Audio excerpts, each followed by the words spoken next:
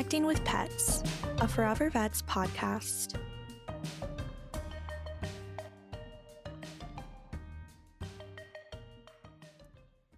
Welcome back, everyone, to the Connecting with Pets Forever Vets podcast.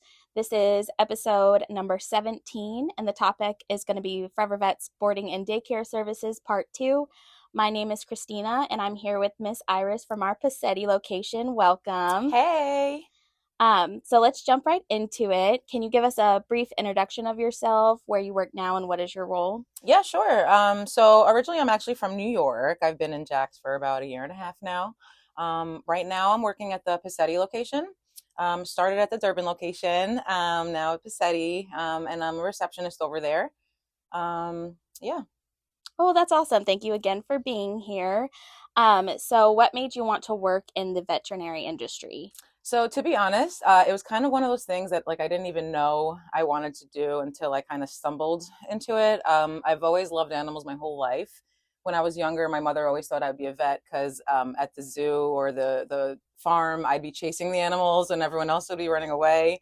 So I've always loved animals. And then when I moved down here, I actually had brought Murphy to my cat. I have a cat, Murphy. He's diabetic. I brought him to one of our practices, and that's kind of what sparked the whole idea of even applying. Originally, funnily thought to volunteer for some reason. I was like, oh, maybe I could volunteer here. And then I was just like, or I could just apply for a job. Yeah. And I did. And that's kind of how I got into the industry, which I'm so glad I did. Yeah, that's awesome. And I know a lot of people that actually work at Forever Vets, they start out with volunteering. So that seems to be a common theme with wanting to start out as volunteering. Mm-hmm. But we're very glad you're here. Yay. So I know you said you're a receptionist over at our Pacetti location.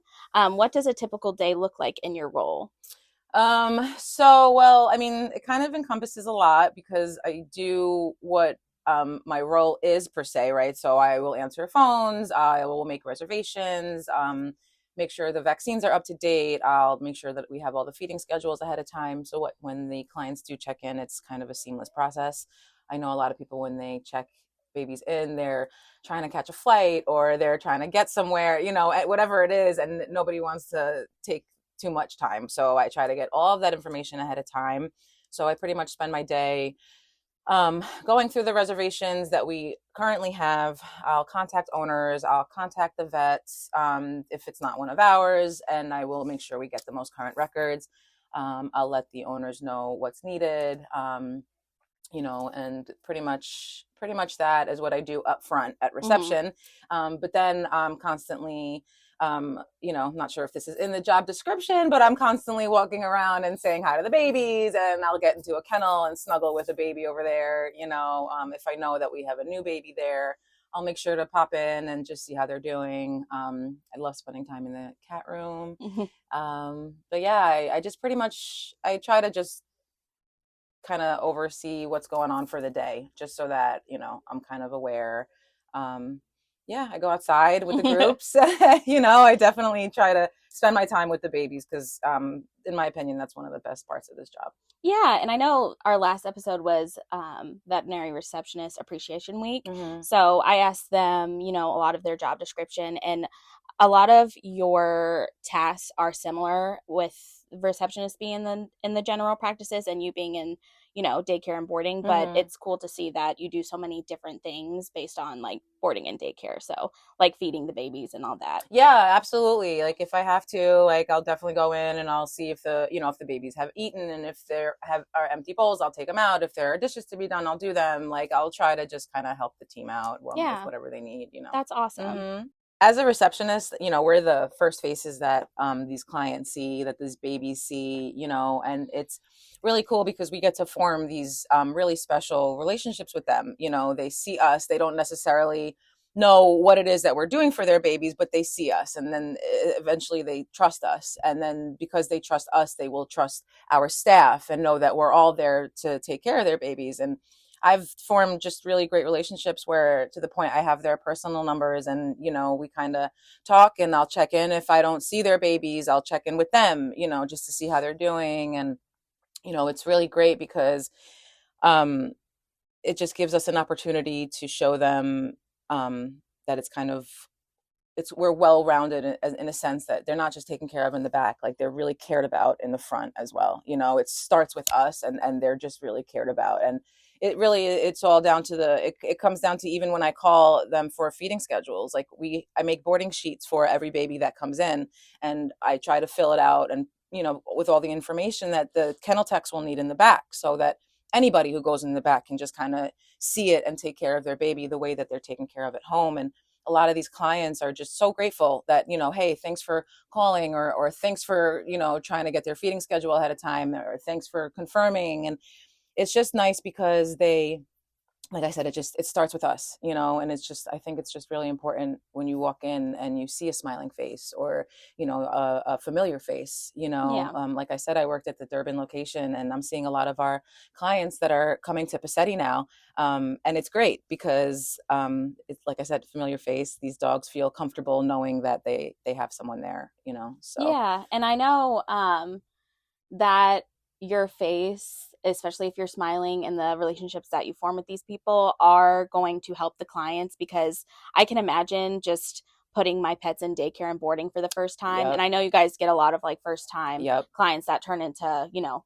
very long-term clients. So I'm sure, that attitude that you guys have just makes the whole world of difference. Yeah. Just especially when they're anxious about dropping their babies off. For sure. And to be honest, this is going to sound funny, but that's almost one of my favorite situations, in the sense that I love to see the progress. I love to see when they come in nervous and then they leave a different dog, or they come more and more, and so I try to tell the owners, I try to also calm the owners' minds. A lot of time the owners are more anxious than the dogs are, right? So I try to tell the owners, like, hey, listen, your baby's fine. They need to know that you're going to come back and get them, right? They need to feel safe here. So I try to ease the owners' minds, because the babies will feed off of them, right? And their energy. So I try to do that as well.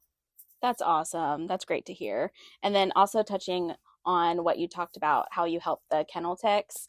I think it's a common theme with Forever Vets that, when I was a receptionist, and Victoria, who is the receptionist that we had last podcast, she helps the vet techs a lot. Mm-hmm. And so the fact that you help the kennel techs a lot and vice versa, I think that's just awesome that us as a company, does that, and we just help everybody. Absolutely. So, honestly, I wouldn't be able to do my job without them, so I do my best to try to make it easier for them, or give them the information that they'll need to be able to do their job the way they need to do it. And we all just kind of have to help each other at the end of the day. That's awesome. Mm-hmm. Okay, so now that we went over what you kind of do during your day as a receptionist at a boarding and daycare location, can you give us an introduction of daycare and boarding? I know our listeners know what it is. Boarding is when they board pets overnight, and daycare is just for the day. So can you give us a description of what your location offers? Yeah, sure. So, I mean, like we said, we have boarding, we have daycare, but what our boarding pretty much entails, so they get dropped off, they get taken into the back, they have a kennel set up for them, or a run. We have a few options there. So we do have just like the comfort kennel, which is just like a basic like metal kennel over there. It sounds awful, but it's not. We make it cozy for them, and I let the owners know too. I'm pretty straightforward. And then we have our comfort runs, which have tiles and then glass doors. They're a little bit bigger, more spacious. So we offer those as far as, we actually have luxury suites as well, which are bigger, or you could say VIP. So also tile floors, glass doors. So those are pretty spacious for them. So as far as our kennels, that's what we offer for the babies, for the dogs. And then we have our cat room, which we have these big cat condos that they kind of have space to move around in, and just kind of explore. And then we open up the doors for them, and we switch them out, let them kind of explore the whole cat oasis, I guess you could call it. And then our daycare, same kind of process. They get dropped off. We bring them back to their kennels or their runs. And then throughout the day, we take them out. We rotate them all day. So we're just taking them outside, letting them play. Depending how hot it is, we keep them out for about 10-15 minutes. We make sure they have water, of course. And then, they kind of just get rotated all day. Just so that the babies can have fun, because at the end of the day, that's what they're there for, and we're here for them. So, and it's a pretty great thing because these babies have the chance to get all their energy out. And Yeah, it sounds like it. yeah, so they play, they have a great time, and they come and they have best friends, and then they have their neighbor's dog that they're friends with, and they come to the same location, so they all just kind of like have this little crew, and it's really cute to see them all enjoying themselves there. That's awesome. Yeah. That sounds like a blast for Yeah. the babies for sure. Yeah, for us too, to just witness, like Yeah. it's great. Yeah, and then I know you touched on the suites. Is there any other amenities your location has for daycare and boarding? Yeah, for sure. So we have a pool actually. We have 2 great yards. One is regular grass, and then we have a turf yard as well. And the puppies, the babies love it over there. They just like go run crazy. I know my dog personally, she gallops when she's out there. So yeah, they're just big yards. We do have grooming there as well. Okay. We have a fantastic groomer over there. Chelsea, she's amazing. So we do get a lot of groomers. We do baths as well, nail trims, teeth brushing. The groomer will do, other things like anal glands and all of that fun stuff. So yeah. Well, I know that's awesome that you guys have pools, Yeah. Like our central location, and I know it's about to get hot. Yes. It's already starting to. Yes, so I'm sure the babies are gonna love that. Oh yeah, they just jump right in. Some of them, they just love it. Like some of our dogs just sit in we have a step, they just sit in there and just kind of bathe. It's really cute. Yeah. Yeah. Well, thank you so much for sharing that. Yeah, sure. Moving on, what are some benefits you've seen in dogs and cats that have experienced boarding and daycare with you guys? Oh, wow. A lot. I mean, honestly, seeing, like I had touched on before, we have a lot of first timers, nervous babies, a lot of rescues, which we have angel clients that are good enough to go take these babies in. I love to hear these stories. And while some of them have such sad backgrounds, they have such amazing current situations, right? So when these babies come in, they're just exposed to other humans. They're socialized with other dogs, and maybe the cats. I feel like for cats, because we don't really socialize, they're a little different, right? Cats aren't as social. So I have 3 cats at home that still don't all get along, but it's fine. But the cats get socialized with us, with the humans, and sometimes like they'll come in and they'll be really nervous, and they'll eventually come out from under their bed, or they'll start purring and making biscuits. And then the dogs, they just get socialized and they're able to get their energy out, at home, maybe they're destructive, but if they bring them to daycare, like they get that energy out and then they're not so much destructive at home, So yeah, I think that, that they have that they experience, just honestly, the socialization is the main thing, and getting that energy out. I think that those are the 2 main things as far as benefits they get. That's awesome. Mm-hmm. And I've even had clients tell me that their dogs have been almost kind of trained in a sense where, if we make them wait before we go through the door, they'll go home and they will kind of wait before they walk through doors, so that's pretty cool, because I know that we try to have the dogs kind of mind their manners in a sense, right? Mm-hmm. So we do what we can, and a lot of dogs come to us knowing these commands, which is great. And I try to ask these clients also, like, hey, are there any commands that we can use with your dog that would help? Yeah. So that's awesome, and I feel like that's something that maybe not all clients think of when they think of boarding and daycare. Right. I know the first thing that they think of is like getting their energy out and playing and all that. But it's awesome that you guys, tackle some behavioral issues too. Yeah, for sure. Yeah. We've had some babies come in that were kind of aggressive, let's say, and we couldn't really get them in and out of their crate or their kennel, but we work with them and see what we could do and try to maneuver in ways where they would feel safe enough to leave and go into the yard, and just kind of once they're in the yard, they're fine. So we just have to pretty much learn these babies and their personalities. I tell our clients a lot that these babies their dogs are almost like humans in a sense, whereas they could have anxiety and they don't know why. And it's kind of for no reason, right? And people are the same.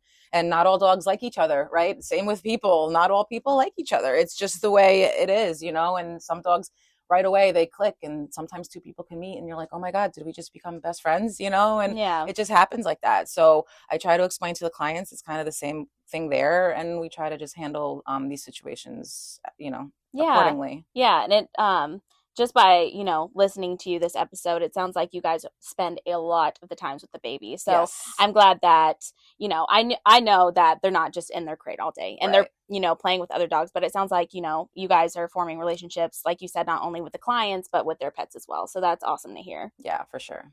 Okay, so now that we've touched on some of the benefits that you've seen in dogs and cats that have been at Pacetti, do you have any testimonial stories of pets who recently benefited by being boarded or attending daycare at Forever Vets?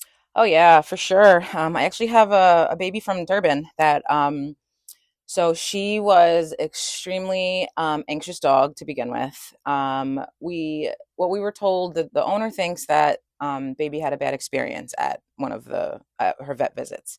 Not one of ours, but so ever since then she's been just kind of anxious, and so we were kind of working with her a little bit. It wasn't unmanageable. And then she was just kind of getting worse. And so we did our best. We took her out of like the standard kennels. We put her in VIP. We thought that that would maybe help, right? And then we would just kind of try to maneuver ways. She would snap at at us when we would kind of get her out of the kennel or the room or anything like that to go outside. So we spoke a lot to the owners about it and kind of, how do you guys handle her at home? What can we do here? Maybe that's a little different. Spoke to them in depth. I spoke to the owner personally. I remember in depth about just anything. Have you guys tried anything? Obviously I'm not a vet, so I didn't, recommend something, any kind of anything. But I said, like I suggested maybe CBD. Like we would just talk to them about just certain things. Like, have you tried? And then he kind of let us know that there was a certain playtime, that certain time that he plays with her at home. Okay. So we said, okay, why don't you come here when she's here for daycare and play with her during that time? And he told us she could just play once and that she's good for the day. So we said, okay, let's instead of trying to take her out with group every time and stressing her out, if all she needs is one time to play and the rest of the time she wants to sleep in the room, let's do that for her, right? So that's what we did. We even went so far as printing a picture of the owner's face. Stop. So yeah, so that she can kind of when she saw his face, she reacted differently. So I found the copies actually not long ago. So we had copies of pictures of him, and we would just show it to her, and she would react differently, So we did whatever we could to just make her feel comfortable. Or he would come to us in that hour, like between 12 and 1, and he would just go outside and play with her. So she knew that that was like a safe place because her person was there also. So we just did our best to just make her okay. And eventually, it was kind of this process that we had to do with her whenever she came, but it worked, and it went from just being it started off okay, kind of, it turned into unmanageable, and then we figured out a way to work it out. So that was kind of like a big accomplishment for us. I know, because it was hard, and it's sad because these babies, there's no such thing as a bad dog, right? They are always, it's something that they went through or some kind of fear. And so we worked with her on that, and that was pretty rewarding. I know that at Pacetti, there have been a few dogs that have come in super anxious. And then, we put them out with the right dogs, and then all of a sudden they're just completely different and playing, and, they just needed friends. Yeah, they just needed friends, someone to understand them, right? I mean, don't we all? Right. So we just try to match energies and let them kind of, we had another dog actually whose mom was going through a pretty serious surgery, and she was bringing the dog to us more often. And because of the surgery, she was unable to give her like that physical, love at home. So she was bringing her to us almost every day. Now, I knew the situation, and I would purposely go into this dog's kennel and try to give her some extra love. And she was really clingy, not in a bad way, right? She was just really like lovey, I should say, more so. And she just really was soaking up all the love that we were giving her. And it was clearly because she was missing that at home, and we understood why. So we did our best to try to give that to her. And that is kind of what, mom said that kind of helped her out a lot, because she would come home and she would be like, she'd sense that she was almost okay because she got that affection and stuff from us at the when she came for daycare, and have a really close relationship with mom now still. So and that dog is very special to me. That's actually when her and I kind of bonded. So I think that was really great for her to kind of get that love there, where at home mom kind of couldn't. And then my dog, honestly, my dog was terrified of everything when I first got her. And then bringing her here, I can literally almost cry when I watch her interact with other dogs now. And I can introduce her to more dogs, whereas at first she was dog selective. And now I can just put her with dogs if I can sense their energy is the same, and she's great. And I really, it could bring me to tears because it's just seeing, your dog who has kind of special needs in a sense, right? She needs to be handled a certain way. She's scared of everything. So I have to advocate for her and make sure she's comfortable, right? So just as a dog mom, it's just great to see. So I really hope that our clients kind of feel that same way when they bring their Yeah. dogs to us. Yeah, and that's crazy to me that she was scared at first, because when I met her, she did not seem like that. So that's just proof that, she has come a long way, because I didn't even sense that when I was petting her. So yeah, for sure. that's awesome. Yeah. So now that we talked about some things that you want potential clients to know who's interested in daycare and boarding at Forever Vets, what are the steps of the process to become a new client with you guys? Sure. So we do have a separate platform from the medical side. So I know a lot of our clients that are patients at our clinics. When they call us, sometimes they think that it's the same, but unfortunately, we do not use the same platform. So we have a different platform. So we would basically have to get them set up on the boarding side of everything. So basically, what that looks like is I can either send them a link, or I can have them fill out the profile with me on the phone or in person, whichever is more convenient for them. But it's basically a link for them to fill out their profile. And our platform is called Ginger. And so they fill out all their information. It's their personal information, and then they can add their babies. So as far as their babies go, they would have to put their name and their date of birth. There are certain things that are necessary that we have to have the information. So date of birth, their vaccine information, their vet information, if they have any kind of allergies or anything like that. We do give them a place to kind of just tell us anything additional you'd like us to know about your baby. So a lot of times clients will choose to put, either their sleeping schedule or their, playtime schedule. If it's a baby, sometime meaning a puppy, they'll give us their bathroom schedule so that we can kind of take care of them like that. And so they would just have to input all their information, their feeding schedules, everything like that. If there's any kind of medications, we do need to know what meds they're on. We need to know the names of them. So heaven forbid anything happens, we do know what kind of medications the babies are taking. We do give injectables as well. So we'll do like diabetes, insulin and all of that. So if they have any kind of medication like that, they just need to include it on there. And yeah, that's pretty much it. Once they fill that out for all of their babies, they can then just give us a call and we can make their reservations for them for boarding or daycare, grooming, whatever it is. Well, that's awesome. And that's really informative. So thank you for that. Yeah, sure. Well, thank you so much for being on this episode. You were awesome. Yeah, it was a lot of fun. Thanks for having me. And thank you guys for listening to episode 17 of the Connecting with Pets Forever Vets podcast. It was the boarding and daycare services episode part 2. And we'll see you on the next one. Bye. Thanks everyone for listening. We are Forever Vets, locally owned and operated in Jacksonville, Florida.